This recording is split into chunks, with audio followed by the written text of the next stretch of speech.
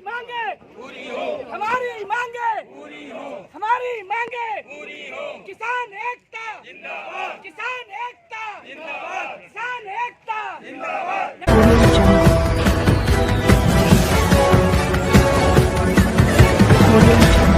प्रदर्शन कर किसानों ने 18 फरवरी को रेल रोको अभियान का ऐलान किया। नमस्कार, आप देख रहे हैं खबर बुलंद भारत।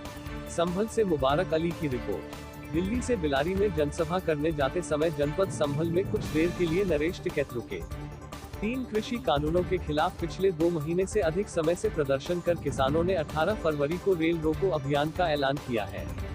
हालांकि भारतीय किसान यूनियन के अध्यक्ष नरेश टिकैत इसके पक्ष में नहीं है। शुक्रवार को उन्होंने कहा कि ऐसा काम होना चाहिए जिससे जनता को कम से कम असुविधा हो।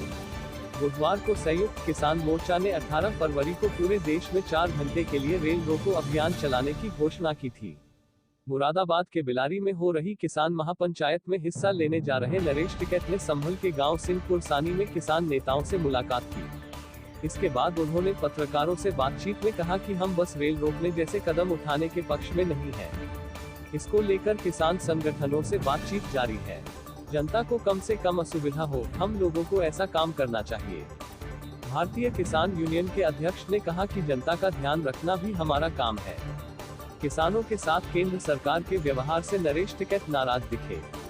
उन्होंने सरकार पर किसानों को अपमानित करने का आरोप लगाया। टिकैत ने कहा कि सरकार को अपने मन से इस भ्रम को निकाल देना चाहिए कि उनका सिक्का किसानों के सामने चल जाएगा। भले ही उनका सिक्का कहीं और चल गया होगा, लेकिन यहाँ नहीं चलने वाला।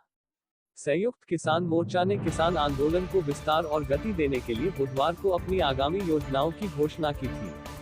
संयुक्त किसान मोर्चा ने कहा था कि 14 फरवरी को पुलवामा हमले में शहीद हुए जवानों के बलिदान को याद करते हुए देश भर में कैंडल मार्च और मशाल जुलूस निकाला जाएगा। 16 फरवरी को किसानों के मसीहा सर छोटूराम चौधरी की जयंती के दिन किसान एकजुटता दिखाएंगे।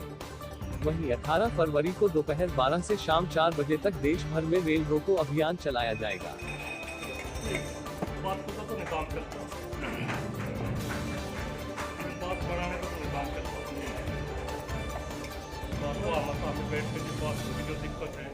किसानों का दिक्कत बताओ।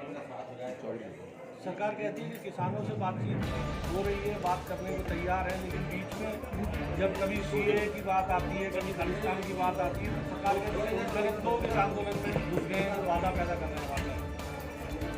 ये तो सरकार का एक प्रोपगंडा है, एक हठधर्मी है।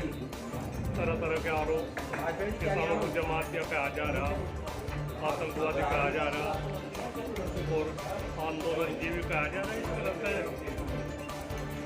ऐसे सब को नवाजा जा रहा जो एक फैसले में रुकावट पैदा हो रही है। किसान को सम्मान चाह कम से कम बात तो बात नहीं, पहले तो सम्मान किसान की खपत हो रही है।